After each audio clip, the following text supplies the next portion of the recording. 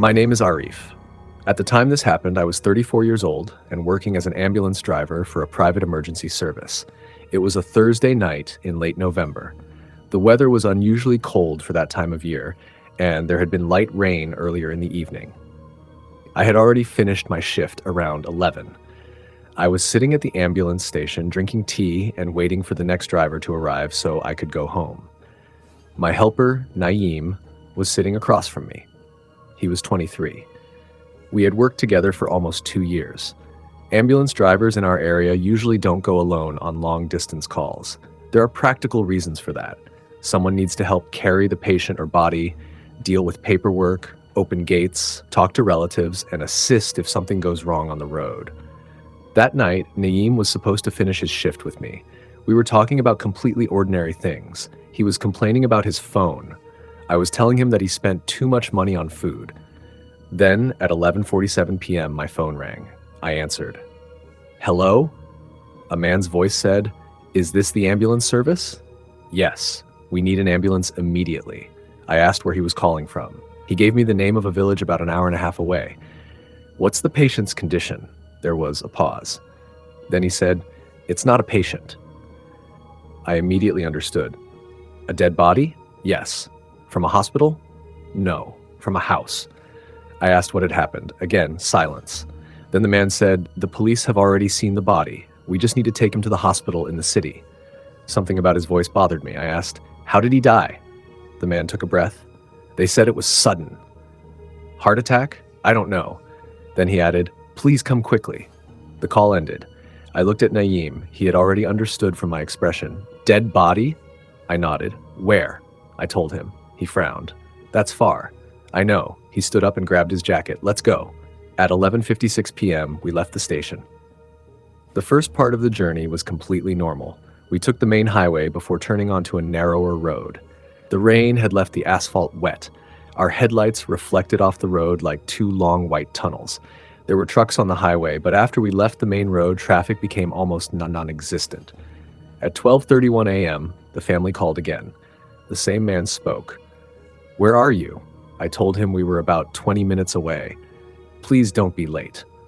I asked him again, "Can you tell me exactly what happened to the man?" He didn't answer immediately. Then he said, "He went outside around midnight." "Why?" "We don't know." And then, "We found him near an abandoned building." I frowned. "Was he injured?" Another pause. "His body was strange." "What do you mean?" "I don't know how to explain it." Then he said, "Just bring the ambulance." The call ended. Naeem had been listening. He looked at me. What did he mean by strange? "I don't know." We continued driving. At 12:48 a.m., we reached the village. Few far up, there were several people waiting outside a 2-story house. Nobody was talking, no crying, no shouting, just silence. A man in his 50s came toward us. He introduced himself as the dead man's older brother. "My name is Salim." He shook my hand. His hand was freezing. "Where is the body?" I asked. "Inside." We followed him. The house smelled strongly of incense. The body was lying in a room at the back. It was covered with a white sheet. Only the face was visible. The dead man looked to be around 40. His name was Rashid. I looked at his face. There was something unsettling about it. His eyes were closed, but his expression looked terrified, not peaceful. Terrified, I asked Salim, "Was he sick?" "No." "Any heart problems?" "No." "Did he have an accident?" "No." "Then what happened?" Salim looked at the other people in the room. Nobody spoke. Finally, he whispered, "We found him outside." "Where?" "Near the old brick kiln." I knew the place. It was about 2 kilometers from the village. An abandoned brick kiln surrounded by trees and empty fields. "Why was he there?" "We don't know." "Was he attacked?" Salim's face tightened. His body had marks. "What kind of marks?" He didn't answer. I didn't ask again.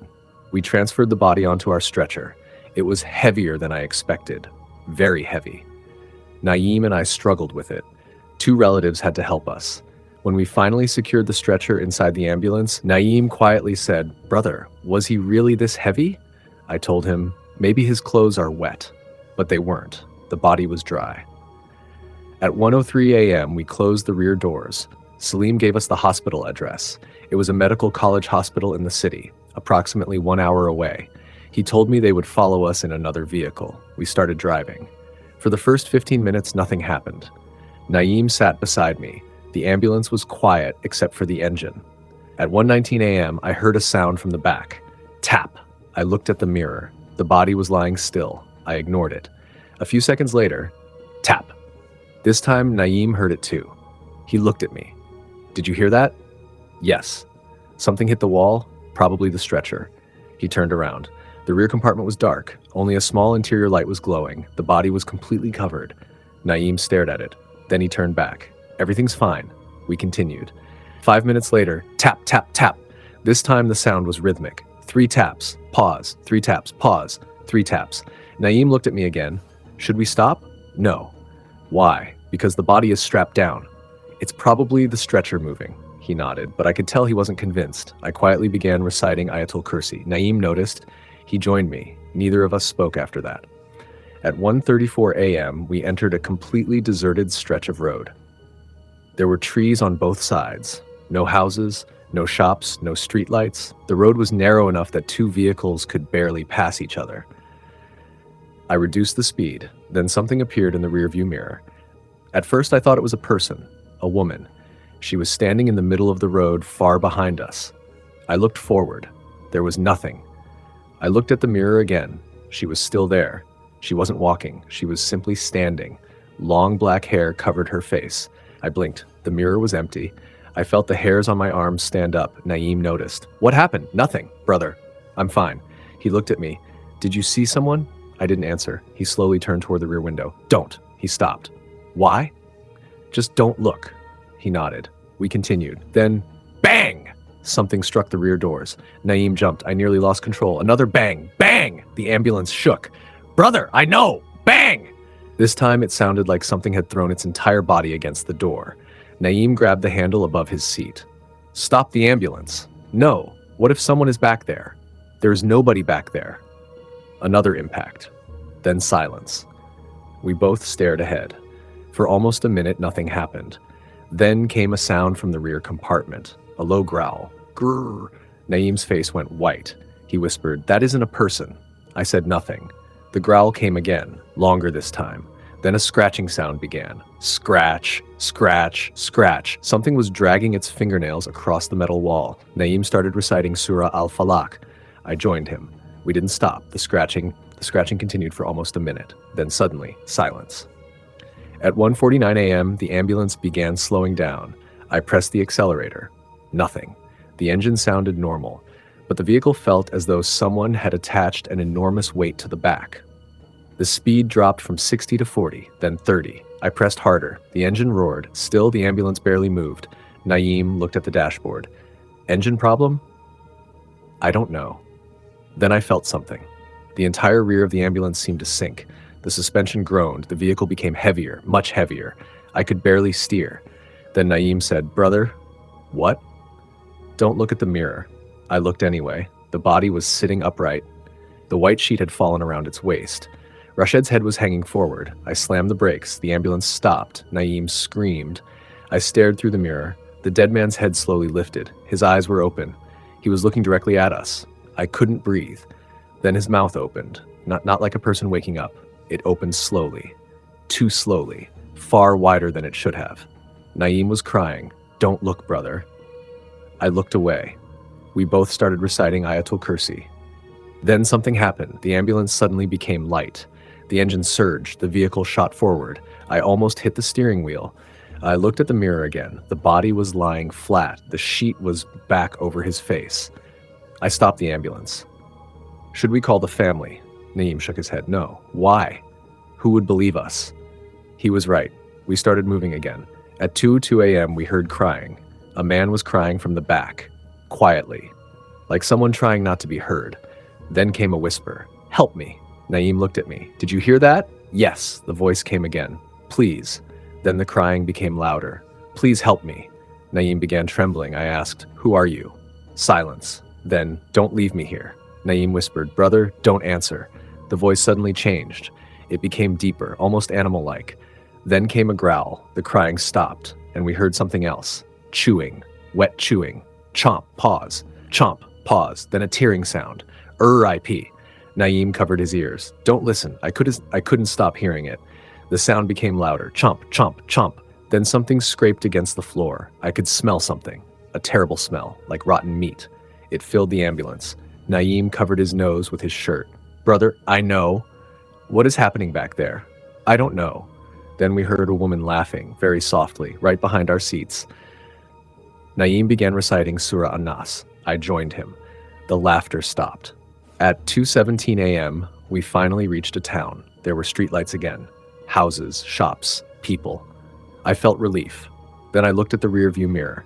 There was someone sitting beside the body. A woman. Long hair, white clothing. Her face was hidden. I immediately looked toward the rear compartment through the small window. Nothing. I looked at the mirror again. She was still there. I shouted, "Naeem!" He looked, his face turned completely white. "Don't stop." "I'm not stopping. Don't stop the ambulance." The woman slowly lifted her head. Her face was pale. Her eyes were completely black. Her mouth opened, and she smiled. Then the mirror went normal. Naeem began crying. "I saw her. I know." She was sitting beside him. "I know, but there is nobody there. I know." We didn't speak again. At 2:31 a.m., the hospital appeared ahead. I could see the emergency entrance. I accelerated. The ambulance finally began responding normally. We pulled into the hospital parking area. Several staff members came toward us. Salim and two relatives arrived less than a minute later. I switched off the engine. Neither Naeem nor I moved. Salim came to my window. "Why did you stop?" I looked at him. "Something happened during the journey." "What?" I couldn't explain. "Just help us with the body." We opened the rear doors. The smell hit us first. A horrible, rotten smell. Everyone stepped back. I looked at the stretcher. The white sheet was torn.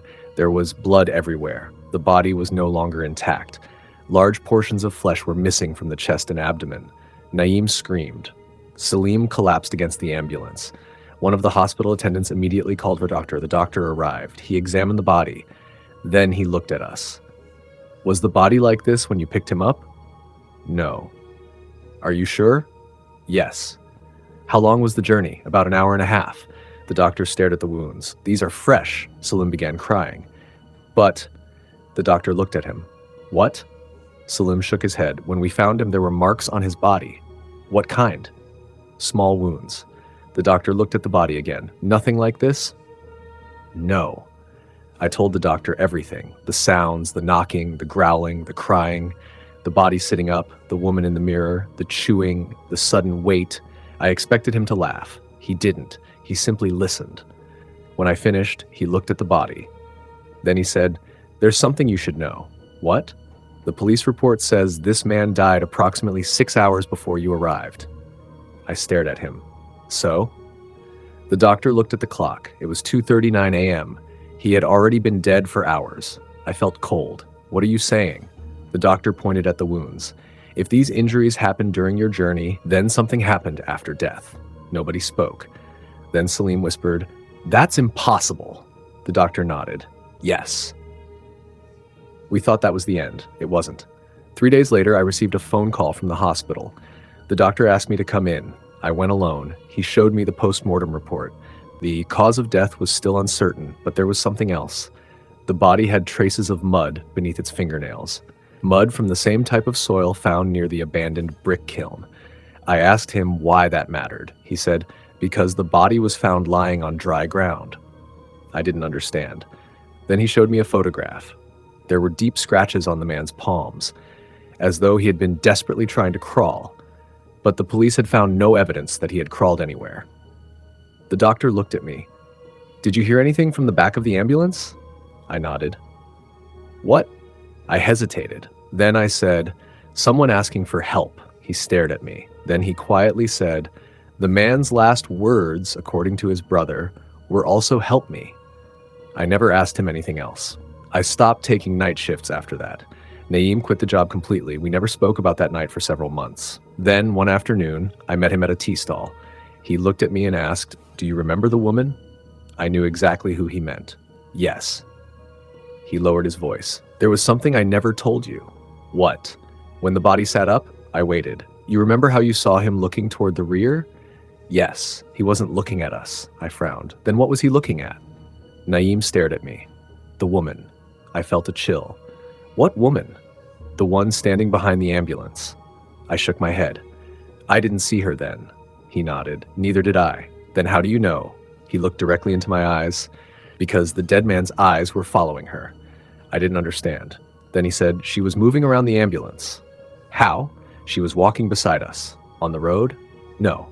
He paused. On the inside. I stared at him. What do you mean? Naeem swallowed. She was walking inside the ambulance. I didn't say anything. He continued. Every time I looked toward the body, I could see her standing somewhere behind it. Why didn't you tell me? Because I thought if I said it out loud, she would come closer. Neither of us spoke after that. I have transported many dead bodies since that night. Some were victims of accidents, some died naturally, some were children, some were old. I still do the job, but there is one rule I never break anymore. If I am transporting a dead body at night, I never look into the rear view mirror for too long, because sometimes, just sometimes, I see something standing behind the stretcher. And whenever that happens, I remember the sound from that night. 3 soft knocks, tap, tap, tap, then silence, then a whisper from somewhere behind me. Please, don't leave me here. And I always wonder the same thing. Was it Rashid asking for help, or was something else using his voice? Because if it was really him, then whatever attacked him that night was still inside that ambulance. And if it wasn't him, I don't want to know what was. All right, guys, the horror ends here for tonight. There will be more terrifying experiences on this channel, so don't forget to subscribe and like the video. Share it with your horror nerd friends. If you've experienced something paranormal, you can email your story to the address in the description. See you in the next video. Stay safe until then, if you can.